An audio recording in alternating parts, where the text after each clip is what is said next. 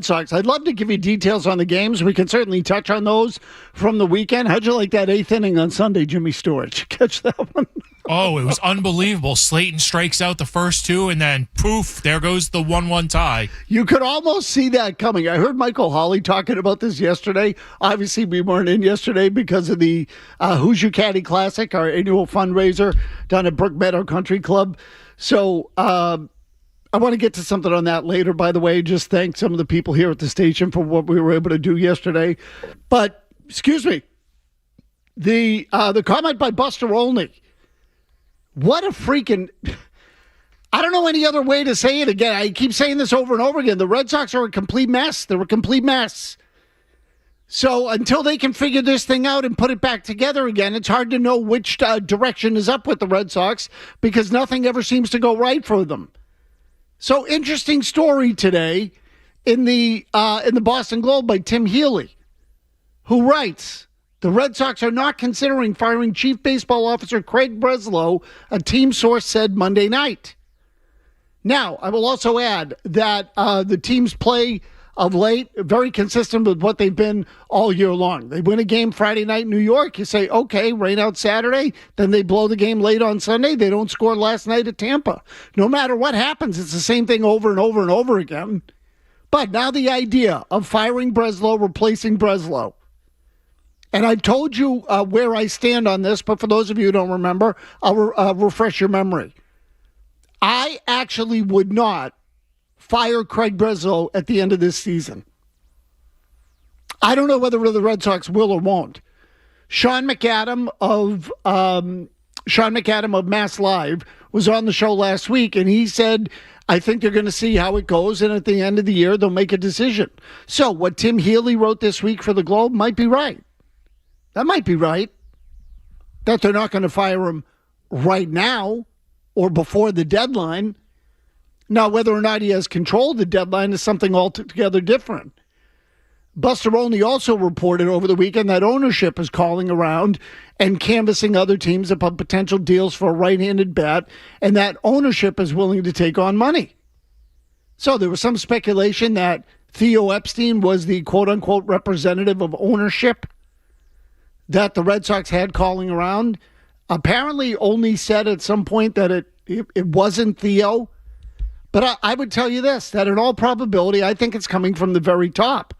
The one thing I could say with relative certainty is that Tom Werner wasn't the one calling around and asking people about trades.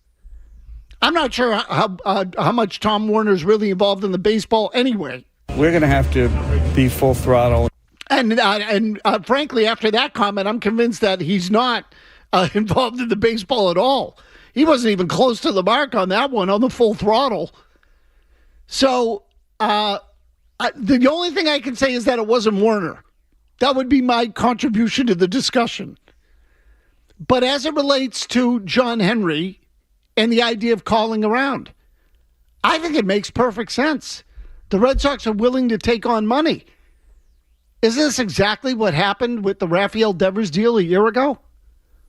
In that case, the Red Sox wanted to shed the money, but it was an owner-to-owner discussion about, yeah, we need to move the contract. Okay, we'll take the contract. And from the San Francisco side, they said, we'll take the contract, but we're not going to give you great prospects back. It's one or the other. You don't get both.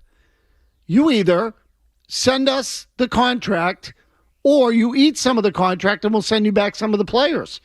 So the owners had a conversation and decided, no, we're going to move the contract. And that's how it went down. I'd be willing to bet something similar is going on now. John Henry's calling around, talking to other owners and saying, okay, we're willing to take on a contract. We might even be willing to take on a bad contract. In other words, let's just say for the sake of discussion, that the Red Sox wanted Joe Ryan from, it's a bad example. I'm trying. Xander Bogaerts. Okay, Fernando Tatis, good Manny one. Machado. Good one, Jimmy. Good one, Jimmy. We'll take Manny Machado from the Padres, and we're willing to take on the Bogaerts contract to do it. That way, we give you less, and we get both contracts, but we get one good player and one guy who's not that good anymore in Bogaerts. Same type of deal. As I said last week, maybe it was when the Red Sox acquired Josh Beckett years ago from the Marlins, The Marlins wanted the Red Sox to take the Mike Lowell contract as well. So the Red Sox did it. They still had to give up Hanley Ramirez and Anibal Sanchez in the deal. But Beckett was that kind of talent where you had to give up, and he was cheap. So there was a lot that had to go into that kind of trade, but the Red Sox made the deal. It feels to me like they're trying to make the same kind of deal now. Ideally, they would want a player who's in his 20s and hits right-handed that they can plug into their lineup, and maybe they have to take on a big contract to make that happen. So, and I would say good, because I think they're more than one player away. They're going to have to roll the dice. So am I surprised that ownership's involved? No, I'm not. That wasn't the only thing Buster Olney said. Stu, you want to play part 2 of that comment? We're going to have to be full throttle. Whoops, wrong one. Do you think there is a problem coming from Red Sox ownership, or are the Red Sox a failed organization?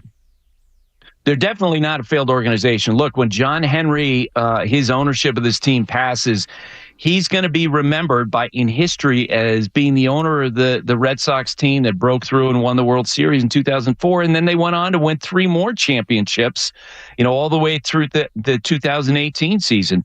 However, with how they've been run in recent years, it absolutely is a failure, given the standard. And John Henry was responsible for that. The buck stops here, right? And it's amazing that we've had this same situation between the disconnect between the front office and between what they're trying to do on the staff.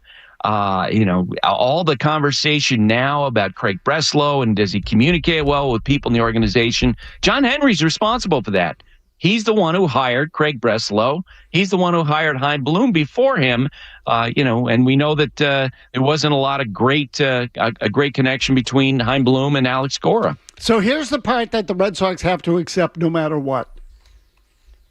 That the front office has been a revolving door of people that have either not fit the organization or haven't been able to do what they needed them to do. And John Henry has now gone through 4 general managers since Theo Epstein left. 4, and that's assuming that Breslow gets whacked at the end of the year. So I think what Buster Olney says there is largely true. Is John Henry's legacy the disaster that the Red Sox have become? And my answer is no. I'm with Buster on this one. He'll go down as the owner, and that group will go down as the owner that ended the 86-year drought without a championship. They did win 4 championships. At the end, though, we can also say, but the end got sort of dysfunctional and kind of fell apart. Or maybe not kind of. Maybe it did. I think that's the end has been a failure. At least the most recent end. Since 2018, this is the 8th season. The Red Sox have yet to have 2 consecutive winning seasons. They finished last multiple times. Since Theo Epstein left, they have finished last, 6 times? Starting in 2012? Yes. 6 times. Incredible. So the thing has fallen apart. So here's my question. If they fire Breslow, I asked this last week and I'll continue to ask it. Who's going to come in here that has the kind of pedigree to run the organization, run it well, and earn your trust at the same time? This to me is one of the fundamental questions with the Red Sox. Is the job still appealing? Are there people who would still want it? The Red Sox would tell you, yes, there are. They would tell you we overplayed the idea that when they hired Craig Breslow, there were others who did not want the job. So, again, we can disagree on the number. We had someone call today and say, there were 5 guys or 4 or 5 guys that they got to before they offered the job to Breslow. Maybe it was 4 or 5. Maybe it was 12 or 13 if you believe some of the reporting that's been out there as to people who were contacted, didn't want to interview, didn't want or took themselves out of the running, all of that. Here, at the end of the day, here's the question. Among people in the sport, and that was Buster Olney talking in the cuts we played you just now. That was not anyone from 98.5 The Sports Hub or anyone else from the city of Boston. That was Buster Olney saying that there are a lot of unhappy people in the organization and that people look at the Red Sox and say, what the hell is going on over there? What the hell is going on? And this was the real penalty for firing Alex Cora, which again is fine. Alex Cora wasn't the right guy for this organization anymore, given how they want to run the thing. Cora's what I would call more of an old school baseball guy and gave some pushback on what they wanted to do, and Craig Breslow didn't want to hear it anymore. So they showed Cora the door and kicked his ass right out. Fine, no problem. But Cora gave the Red Sox credibility in baseball circles. He gave the Red Sox credibility with the fan base. He gave the Red Sox credibility with their players. Now he's gone. Which, again, honestly, is fine. Totally fine. But where do the Red Sox get the credibility now on the inside? Because Breslow doesn't have it. Sam Kennedy doesn't have it. And certainly Chad Tracy and Chad Epperson, and none of these guys have it on the coaching staff. So where do they get the credibility as an organization now? And my answer is they don't have it. This is what the trading deadline is all about. And let me just say, when I say the trading deadline, beyond the trading deadline, whether it's Breslow or anybody else, I would actually hold on to Breslow. I'm tired of seeing GMs go out, and I think the next guy is going to be Chaim Bloom / Craig Breslow / 3.0. So, Tony, just to add to that point for a second, is that don't you have to now extend him, not only extend him, but clean out any member of the front office that has loyalty to Alex Cora? No. Get everybody in alignment with what Breslow's vision is. You have to do that. I don't think you do. Okay.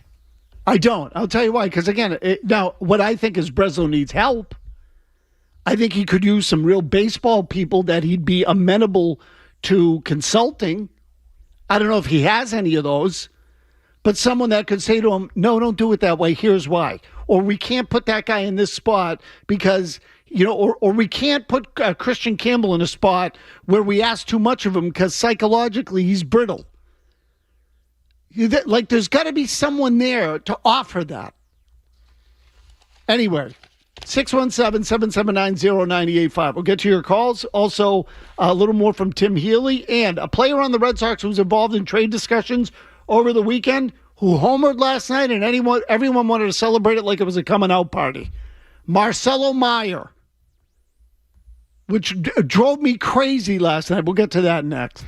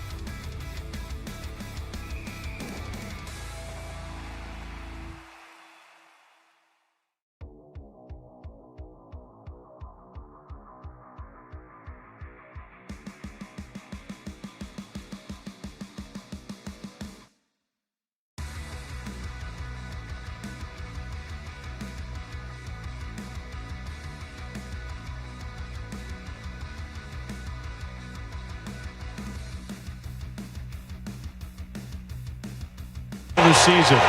Just talking about he needs to hit the ball harder, and on cue, he destroys that one. Well, I tell you, that just looked different. And, you know, and one of the things with Marcelo lately has been in and out of his swing, like kind of pulling off the baseball. Kind of see it with Abreu versus righties, and against lefties, he stays in there. Well, he does off this lefty. He stays in there, and he hits that hanging breaking ball. He hits it a long way, driving the ball, which is something we haven't really seen from him now in a long time. It's one of the great teases of all time, especially the home runs, what the home run is. You know what, and it happens in every sport, by the way. So you know what Odell Beckham Jr. is most famous for? Jimmy Stewart, you know the answer to this question. It's an easy one. That stupid catch he made on Monday night with his one hand falling backwards into the end zone, which was a fabulous catch. I'm not dismissing the value of the catch or the brilliance of the catch. It was a sensational catch, extremely difficult. Absolutely, all the above. At the end of the day, if the guy can't repeat it all the time, it's just a one-off. I felt this way for years about Jacoby Ellsbury.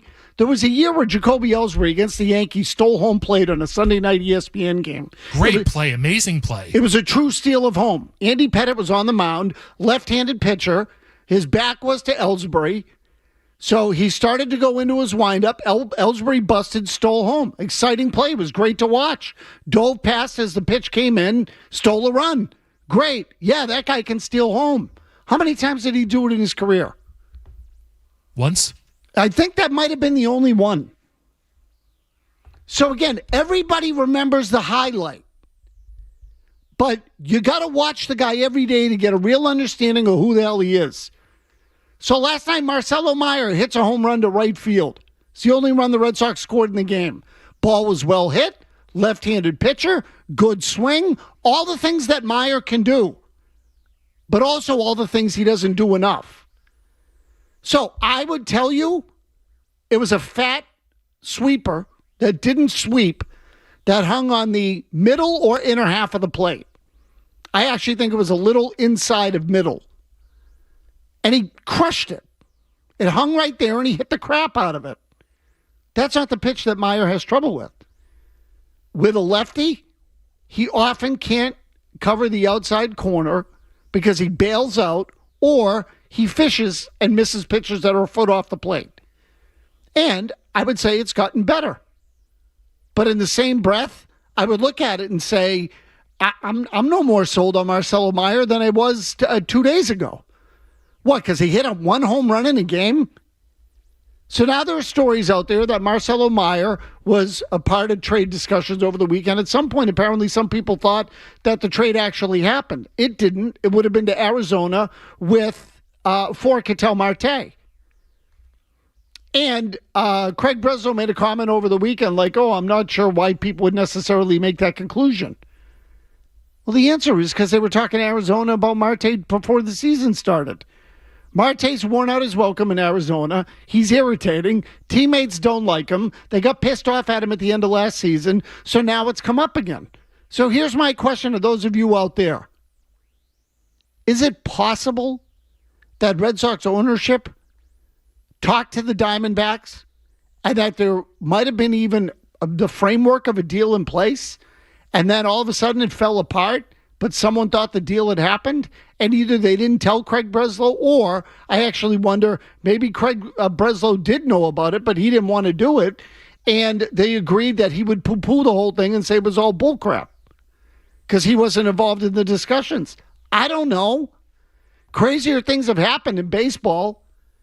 When the Red Sox made the Devers deal with the Giants, again, it was basically done on an ownership level. So as it relates to Craig Breslow and the deadline, simple question for you. Do you want Breslow to run the deadline? My answer is no, and I don't think it's going to happen whether he's here or not.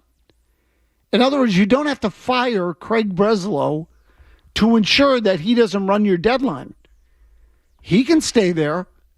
You just have people looking over his shoulder, whether it's John Henry or Sam Kennedy. Again, I'm not telling you it's going to be Werner.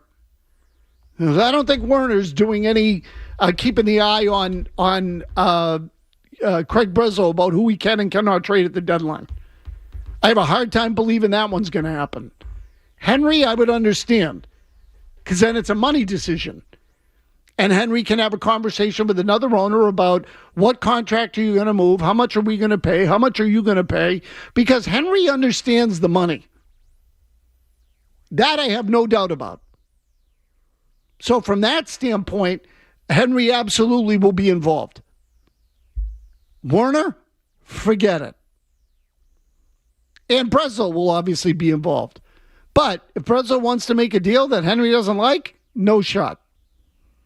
That's where I think the Red Sox are. And if you're asking me, do I think Craig Breslow could be fired at the end of the year, my answer is yes. At least that's what the beat guys say. We actually asked that question to Sean McAdam a week ago. When we come back, we'll tell you what he said. We'll take your thoughts on the Red Sox here as well. And looked like, again, they won a good game on Friday night. Looked like they might have been able to have an interesting weekend in New York. Saturday got rained out. They blew the game in the 8th inning on Sunday. Then last night they go to Tampa. They don't score, right back where they were. Last place, same Red Sox. All year it's been the same team. Little bumps in performance. Little spikes, and I won't even call them spikes, but just little jumps in performance along the way that made you think, well, maybe it's going to get better. Except it never does. They are who they are. Kevin Majori's got your headlines. We'll play that McAdam cut for you as well when we come back in the baseball hour. Sports Hub headlines. The Red Sox and the Rays play Game 2 of a 3-game set tonight in Tampa. Peyton Tolley gets started for the Sox. First pitch is just a few minutes away. The first day of Patriots mandatory minicamp is in the books. Cornerback Christian Gonzalez was in attendance and was a minimal part.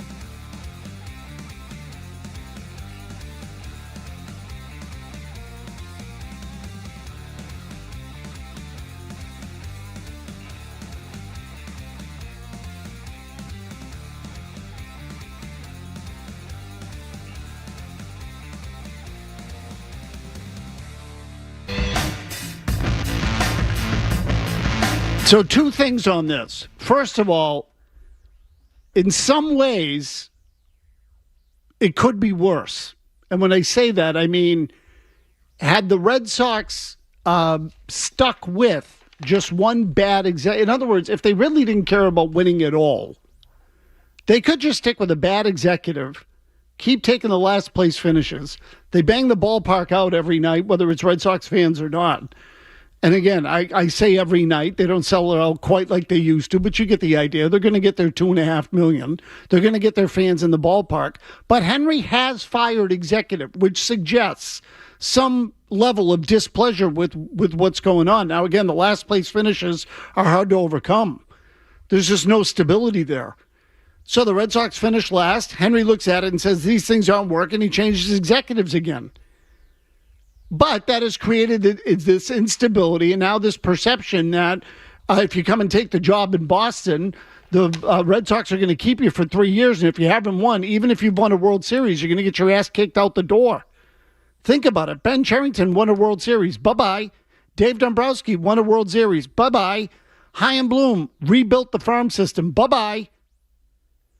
Now Craig Breslow's in here. The pitching's working. What are they going to do? Fire his ass too?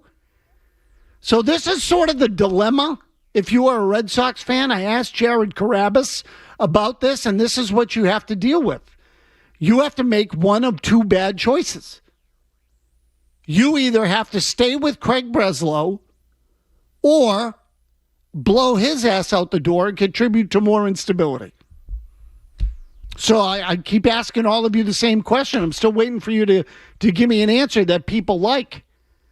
Felger offered one today, and I understand his point. He says, why does it have to be the next suck guy to come through the door? Go out and get a guy don't just get the guy who was in the Milwaukee organization, get the guy who's running the organization now. So, for example, when the Red Sox hired Chaim Bloom, hired him from Tampa Bay, except he had never actually run the Tampa Bay organization. He was an assistant there. They didn't do what the Dodgers did, which is acquire Andrew Friedman, who did run the Rays and turn the Rays into a perennially competitive team. You see the difference? Don't take a guy who was an underling. Take a guy who actually ran it. Sound theory. I do question whether or not, though, that approach can work in Boston. We're just not as patient and tolerant here of what I would call a analytical approach. And it's not really about the analytics. It's got more to do with the fuse box, what I always called the fuse box approach, particularly as it related to pitching. Just keep developing them and pump one guy into a spot when another guy gets hurt. The Tampa Bay bullpen has just been a bunch of nobodies really over the years. Take one guy out, let him throw his arm out, plug the next guy in. It's got nothing to do with the actual player. It's all about the system and the teaching and the biomechanics and all of that. So I think that would be a hard thing to pull in Boston. Now, again, if the team wins, maybe no one will care. Maybe I'll be wrong about that. I think there's got to be a little sizzle. And it can't just be the Tampa Bay Rays who get into the playoffs and lose. You have to be able to win a World Series doing it. And to the best of my knowledge, nobody's really pulled that off yet. The Oakland A's didn't pull that off when they had Moneyball. The Minnesota Twins haven't pulled it off. The Milwaukee Brewers haven't pulled it off. So to me, it's got to be a little more than that. You've got to close the deal. I'm sure the Red Sox look at it and say, well, yeah, but we have more money than Tampa Bay. We have more money than Milwaukee. And who am I leaving out? Who's the other analytics? Oh, we have more money than Minnesota. But I would tell you in the same breath, well, okay, but if that money is just going to go on one-year deals to veteran guys that are what I would call B-level free agents, you're still lacking A-level talent. And so let me just say this one final thing. When it gets to the playoffs, see, the whole analytical model and small to mid-market approach is built on matchups, which means a versatile roster. So now you got platoons all over, up and down the lineup. Platoons in the batting order and platoons on the pitching staff. But you know what wins in the playoffs? Guys who don't suffer against matchups. So you have left-handed batters that can hit lefties, or right-handed batters that can hit righties, or at least enough of them, and enough good pitchers that it doesn't matter whether the other team pinch hits or not, you win the matchup. That's how you win championships. Now, the Dodgers are a bit of an anomaly or an aberration because of the payroll. It's astronomical. And they've got guys making all types of sacrifices to play for that team now, starting with Ohtani, who has deferred a ridiculous amount of his money. I think he counts like, isn't it something stupid? Like they only actually pay him $2 million in cash per year while he's playing for the team. The luxury tax number is much higher, but they only pay him $2 million in cash. It's kind of ridiculous. But you get the idea. You still need some great players in the middle of your lineup and at the front end of your rotation to be able to win. They are matchup proof, matchup resistant. The guys who could just win on matchups, you have to manage the crap out of those teams, and then eventually the other team's going to have more good players than you when they win the matchups. That's why the quote-unquote analytics teams or the Moneyball teams, to me, that's why they ultimately don't win championships. So we can talk all we want about the postseason being luck, and there's a certain amount of element to that, at least in the early rounds. Or there's a certain amount of what did I say? There's a certain amount of reality to that. But at the end of the day, good players win. I think. It's pretty simple. Just get players with talent. And yes, they cost money. The good ones do. You don't need 9 of them. You can have some platoons. That works fine. But to win championships, you need a nucleus of studs. Frank's in Boston. Frank, go ahead. Yeah, hi. I don't believe in hybrid solutions. In recent years, they've gotten themselves into trouble by middling the deadline, being both buyers and sellers, with the result being they accomplish nothing more than adding a combination of bums and arsonists like Big Fudge and then creating mud. Middling this deadline by leaving Breslow here but letting other people run it is an even worse version of middling things in my mind. It's a recipe for disaster, and it would be a recipe for disaster in any type of business, just not baseball. Running a successful business really means making hard decisions. Personally, I would straight sell anything not tied down, ergo guys like Sonny Gray, and then part ways with Breslow whenever it's practicable. They can't continue being half in and half out and applying PR Band-Aids to everything they do if they want the results to change. They got to make the hard decision and then get it right. So, Frank, look, I agree that they've kind of been straddling the line for a long time now. So they want to be a semi-big market and semi-small market. They're stuck in the middle and they don't commit to either side. I couldn't agree with you more about that. I also think that they could have done it better than they've done it. So part of the problem has been that they don't have executives who are good at the strategy they want to execute. And they get impatient when the team starts to fail and then have to scrap the whole thing. The one thing that I would be most concerned about with the Red Sox right now, if I were them, because they have so many problems, it's hard to really just, pick any one particular thing and say that's the number one reason. But if you're asking me, what is the thing they should focus on the most? And I would say it's their inability to develop their best young players. To me, somehow, some way, that thing has gone sideways. That is the biggest problem they have. If Marcelo Meyer could play, it would make a tremendous difference for them. Ditto for Roman Anthony, who sucked this year before he got hurt. Roman Anthony was a shell of himself at the beginning of this year. He's going to end up missing half the season, basically, and giving them nothing. Nothing. Christian Campbell, another one with all the hype surrounding him. 0. Richard. He's disappeared. And Brian Bayo has gone backwards. Brian Bayo, among qualifying starters, before he got sent down to AAA, had the worst ERA in Major League Baseball among all starting pitchers. Again, qualifying starters. The worst ERA in all of baseball. Now, say what you want about Bayo. Can't pitch a big game. Gets into a tight spot. He collapses. All those things are true. He has fallen apart. He's fallen apart. He can't do anything anymore. He can't even get out of the first inning. He's a mental mess. The pitching equivalent of Christian Campbell. So they signed Campbell for $60 million. He has completely fallen apart. Bayo for $55 million. He has completely fallen apart. They gave $130 million to Roman Anthony, who sucked for the first half of this season. And in the second half, the most recent half that they've played, he has been injured. Tristan Casas was hyped, has had all kinds of injury issues, but last year before he even got hurt, stunk. He wasn't good. So how many of these guys? Jaron Duran since 2024. Last year was okay, pretty good. Probably closer to what the real player was. But they held on to him too long, didn't get anything for him after 2024. This year he nosedived. It's been a little bit better of late. So now that Caleb Durbin is waking up and hitting a whopping 190, are you really prepared to say that Caleb Durbin is now a success and that's going to be fine going forward? Or do you look at it and say, why do all these young guys, none of them ever live up to the hype?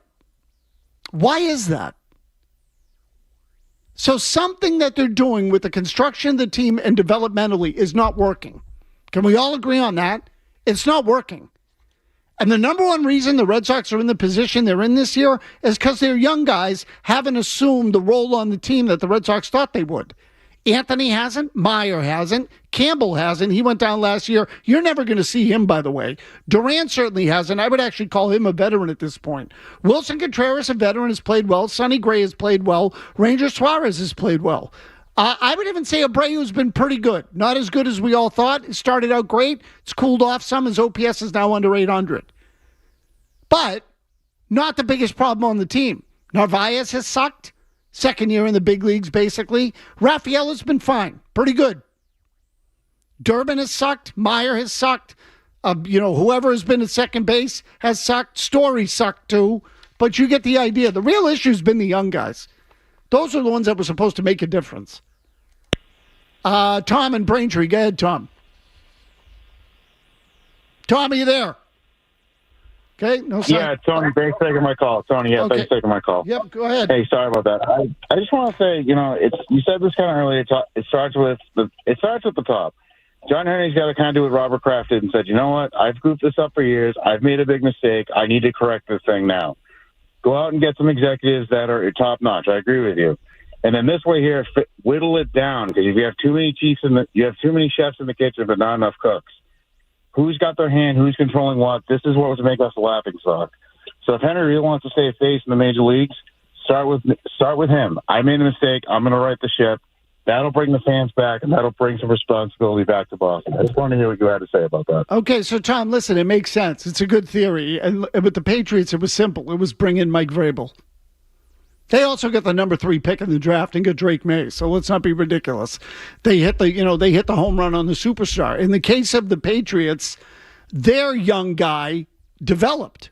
So if we want to say that, now again, you can't really cross sports, but you get the idea that the Patriots got the number 3 pick in the draft. The kid can play, and under a new coach and a new system, he developed.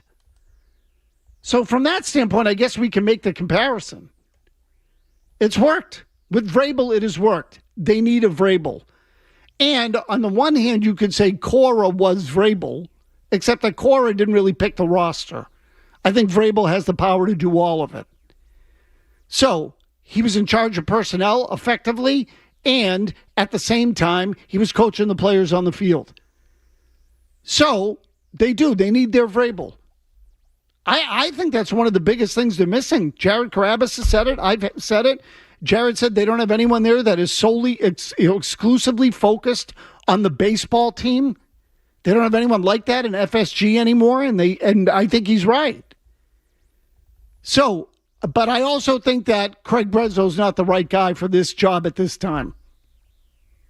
So whether you hire someone to replace Sam, move Sam into FSG full-time, or however you want to do it, to me, but yes.